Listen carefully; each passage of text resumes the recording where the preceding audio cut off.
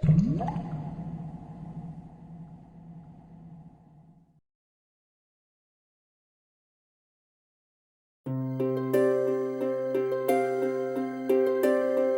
काय मंडळी, बरे आहात ना? चतुररावचा तुम्हाला नमस्कार. मित्रांनो, पाणलोट विकासाच्या उपचारांची आखणी करताना एक महत्वाची गोष्ट जी आपल्याला माहिती असणं आवश्यकच आहे, ती म्हणजे कंटूर रेषा, म्हणजेच समपातळी रेषा. घाबरू नका, सांगतो, सगळं सविस्तर सांगतो. कंटूर रेषा म्हणजे काय, तिचं महत्त्व काय, ती कशी आखतात, सगळं नीट सांगतो. मित्रांनो, कंटूर रेषा म्हणजे ती रेषा जी जमिनीवरील समान पातळीवरच्या बिंदूंना जोडते आणि ही कंटूर रेषा आकृतीत दाखवल्याप्रमाणे उताराला आडवी येते.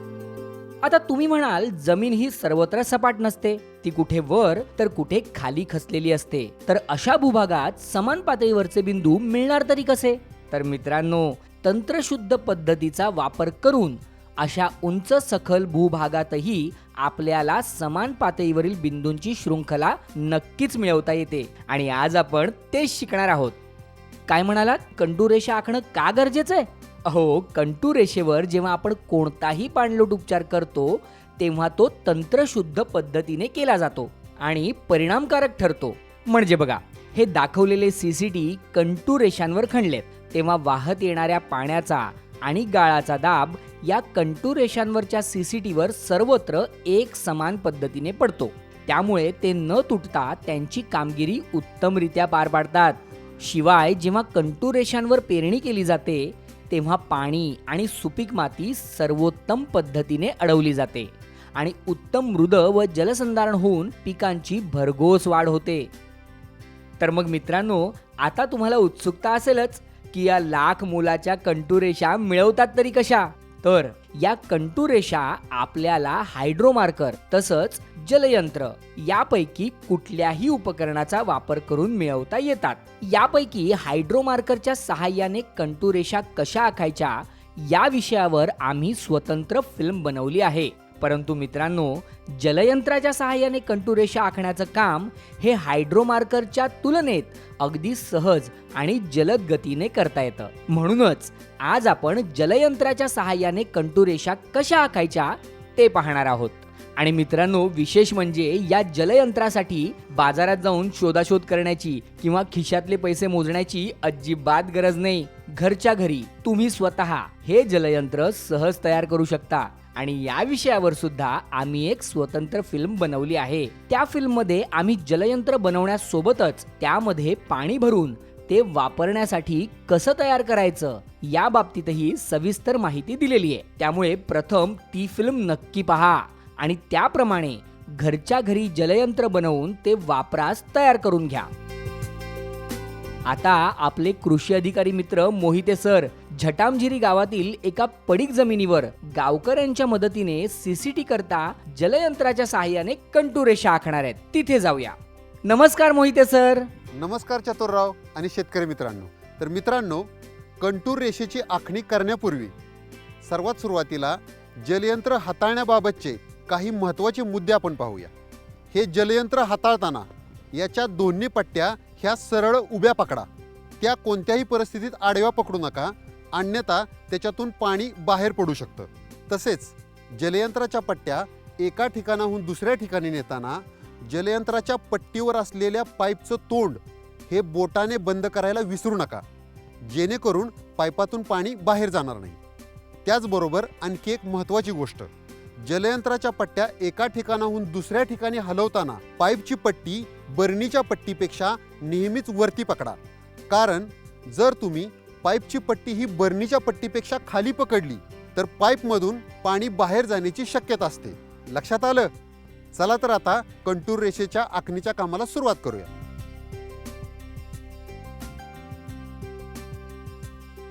सर्वप्रथम ज्या भूभागावर कंटूर रेषा आखायची आहे त्या भूभागावर एक बिंदू निश्चित करा आणि त्या बिंदूला फक्कीने मार्क करा. हा झाला बिंदू 1. आता जलयंत्राच्या दोन्ही पट्ट्या या बिंदू 1 वर सरळ उभ्या पकडा. या दोन्ही पट्ट्या जमिनीवर ठेवताना त्या समपातळीत ठेवल्या गेल्या आहेत याची खात्री करा. एक वर एक थोडी खाली असं चालणार नाही हा. आता जलयंत्राच्या बरणीतील आणि पाईपातील पाण्याची पातळी ही आपण मार्क केलेल्या 0 बिंदूपर्यंत आहे याची खात्री करून घ्या. ओके. तर मित्रांनो, जलयंत्राच्या पाईपमधील पाण्याची पातळी व बरणीतील पाण्याची पातळी ह्या एकमेकाशी तंतोतंत जुळलेल्या आहेत. म्हणजेच आपलं जलयंत्र हे सुस्थितीत आहे आणि वापरण्यास योग्य आहे. आता जलयंत्राच्या पाईपाचं मोकळं टोक हे असं दाखवल्याप्रमाणे बोटाने बंद करा आणि जलयंत्राच्या पाईपाची पट्टी ही ज्या दिशेने कंटूर रेषा आखायची आहे त्या दिशेने सरळ रेषेत आणि उताराला आडवी अशी जितकी सरकवता येईल तितकी सरकवत न्या. हे करताना जलयंत्राच्या बरणीची पट्टी मात्र बिंदू 1 वर तशीच सरळ स्थिर ठेवा. आता जलयंत्राच्या पाईपावरील बोट काढून टाका. आता आपले मोहिते सर आपल्याला जलयंत्राबाबतीत एक विशेष माहिती देणार आहेत. मित्रांनो, आता आपण पाईपमधील पाण्याच्या पातळीचं निरीक्षण करूया. या ठिकाणी आपल्याला लक्षात येत आहे की या पाईपमधील पाण्याची पातळी ही 0 बिंदूपासून हललेली आहे, म्हणजेच ती वरच्या दिशेला गेलेली आहे.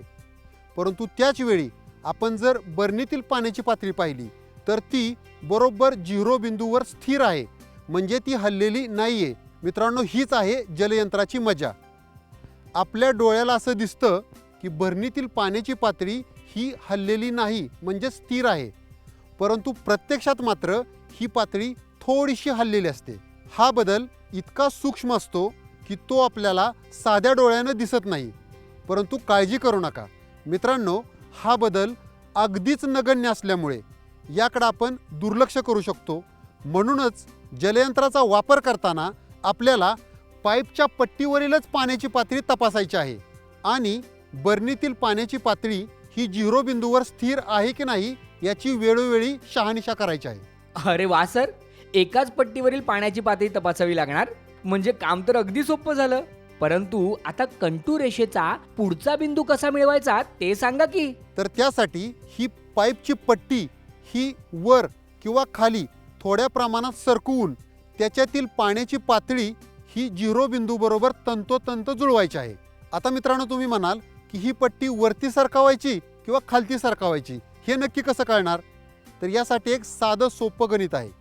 जर तुमच्या पाण्याची पातळी ही 0 बिंदूपेक्षा वरती असेल तर तुम्ही ही पाईपची पट्टी ही वरच्या म्हणजे चढाच्या दिशेने हळूवारपणे सरकत न्या. असे केल्यामुळे पाण्याची पातळी ही 0 बिंदूशी तंतोतंत लगेच जुळेल. आणि जर समजा पाण्याची पातळी ही 0 बिंदूपेक्षा खाली असेल, अशा वेळी पाईपची पट्टी ही उताराच्या म्हणजेच खालच्या दिशेने हळूवारपणे सरकवत जा, जेणेकरून आपली पाण्याची पातळी ही 0 बिंदूशी जुळेल. या ठिकाणी आपल्या पाईपमधील पाण्याची पातळी ही आपल्याला दिसत आहे की 0 बिंदूच्या वरती गेलेली आहे. त्यामुळे आता आपण काय करणार, तर ही पट्टी वरच्या म्हणजे चढाच्या दिशेने आपण सरकवत नेऊया.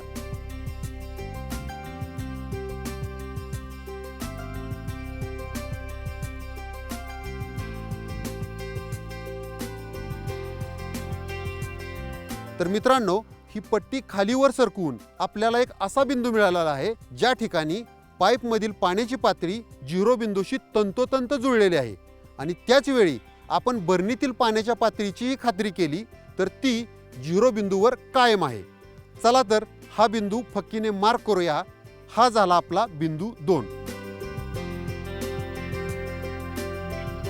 आता जलयंत्राच्या दोन्ही पट्ट्या एकाच वेळी उचलून पुढे ज्या दिशेने कंटूर रेषा आखायची आहे त्या दिशेने सरकवत न्या. आता बरणीची पट्टी ही बिंदू 2 वर ठेवा आणि पाईपाची पट्टी ही आणखी पुढे जाईल तेवढीच सरकवत न्या. मित्रांनो, इथे लक्ष द्या, आपल्याला फक्त पाईपामधील पाण्याचीच पातळी तपासायची आहे. म्हणूनच चुकूनही पाईपाची पट्टी ही बिंदू 2 वर ठेवून बरणीची पट्टी मात्र पुढे सरकवत नेऊ नका. लक्षात आलं ना? चला तर आता पुन्हा पाईपामधली पाण्याची पातळी पाहूया. मित्रांनो, आधी सांगितल्याप्रमाणेच पाण्याची पातळी तपासताना पाईपाचं टोक हे मोकळं ठेवा. तर आता पाईपामधील पाण्याच्या पातळीमध्ये थोडासा बदल झालेला आहे. आता आधी सांगितल्याप्रमाणेच पाईपाची पट्टी जरा वरखाली सरकवा आणि अशा बिंदूवर स्थिर करा जिथे पाईपातील पाण्याची पातळी ही 0 बिंदूशी तंतोतंत जुळेल. ओके, बरोबर आहे का? या बिंदूला नाव द्या बिंदू 3. हाही बिंदू फक्कीने मार्क करा. चला, आता आपल्याला 3 बिंदू मिळालेत. मित्रांनो, याच प्रक्रियेची पुनरावृत्ती करत आपल्याला हवे तितके असे बिंदू मिळवता येईल जे बिंदू 1, 2 आणि 3 प्रमाणेच समपातळीत आहेत. हे सर्व बिंदू मिळवल्यानंतर आपल्याला या सर्व बिंदूंना फक्कीने जोडायचे. मित्रांनो, हे समपातळीतले बिंदू जोडताना एक गोष्ट लक्षात ठेवा. हे बिंदू असे कोन करत जोडू नका, तर ते असे दाखवल्याप्रमाणे जमिनीचा उतार चढाव लक्षात घेऊन जमिनीच्या कलेकलेने जोडा. आता या बिंदूंना फक्कीने जोडून आपल्याला ही जी रेषा मिळाली ना, ती आहे आपली कंटूर रेषा, म्हणजेच समपातळी रेषा. तर मित्रांनो, जलयंत्राच्या सहाय्याने कंटूर रेषा आखणं हे आहे की नाही अगदी सोपं. मित्रांनो, आपण जी कंटूर रेषा म्हणजेच समपातळी रेषा आखलेली आहे ना, त्याचं नीट निरीक्षण करा. तुमच्या लक्षात येईल की ही रेषा सरळ जात नसून कशीही वेडी वाकडी जात आहे. मित्रांनो, ही कंटूर रेषा नक्की कशी जाणार हे ठरतं त्या भूभागाच्या चढ उतारावर. अशा भूभागावर काढलेली कंटूर रेषा ही कधी अर्धवर्तुळाकार असते, कधी वेडी वाकडी असते, कधी सरळ जाते, कधी नागमोडी जाते, अशी कशीही जाऊ शकते. म्हणूनच मित्रांनो, आपण डोळ्याने अंदाज घेत जर कंटूर रेषा आखायला गेलो तर हा आपला डोळ्याचा अंदाज फसू शकतो आणि त्यामुळे बनवलेले पाणलोट उपचार हे पूर्णतः निरुपयोगी होतात आणि तुमचे कष्ट, श्रम आणि वेळही वाया जातो. त्यामुळे कंटूर रेषा तंत्रशुद्ध पद्धतीने आखण्यासाठी जलयंत्राचाच वापर करा. मित्रांनो, सीसीटी, डीप सीसीटी यासारखे पाणलोट उपचार करताना उपचारासाठी निश्चित केलेल्या भूभागावर सर्वात वरच्या बिंदूपासून खालच्या बिंदूपर्यंत आवश्यकतेनुसार उताराला आडव्या अशा अनेक कंटूर रेषा आखता येतात. आणि अशा मोठ्या भूभागावरच्या कंटूर रेषा आखण्याचं काम जर आपण जलयंत्राच्या साहाय्याने केलं तर हे काम अतिशय जलद गतीनं होतं. यामुळे आपले कष्ट आणि मौल्यवान वेळही वाचतो. चला तर आता जलयंत्राच्या सहाय्याने कंटूर रेषा आखताना कोणते कोणते मुद्दे महत्वाचे आहेत ते बघूया. मुद्दा क्रमांक 1. प्रत्येक वेळी जलयंत्रामध्ये पाणी भरताना ते 0 बिंदू पर्यंतच भरावं. तसंच बरणीतील आणि पाईपातील पाण्याची पातळी ही एक समान आहे याची खात्री करून घ्यावी. मुद्दा क्रमांक 2. वेळोवेळी जलयंत्रातून पाण्याची गळती तर होत नाही ना, याची खात्री करून घ्यावी. मुद्दा क्रमांक 3. सलग 4 ते 5 तास तीव्र उन्हात काम केल्यानंतर पाईपातलं पाणी गरम होऊन त्यात हवेचे बुडबुडे तयार होऊ शकतात. अशा परिस्थितीत पाईपातलं पाणी बदलून पाईपात कुठेही बुडबुडे नाहीत ना, याची खात्री करून घ्या. मुद्दा क्रमांक 4. जलयंत्र वापरताना शक्यतोवर जी व्यक्ती उंच आहे त्या व्यक्तीने पाईपाची पट्टी हाताळावी, जेणेकरून पाईप उंचीवर उचलून त्याचं टोक बोटाने बंद करण्याचं काम करणं सहज शक्य होईल. मुद्दा क्रमांक 5. ज्या भूभागावर कंटूर रेषा आखायच्या आहेत तो भूभाग जर खूप उंच सखल असेल तर कंटूर रेषा आखण्यासाठीचे बिंदू मिळवताना जलयंत्राच्या पाईपाची पट्टी पूर्णपणे सरकवत न नेता ती थोड्याच अंतरावर सरकवत नेऊन बिंदू हे जवळ मिळवावे. असं केल्याने आपली कंटूर रेषा अचूक येईल.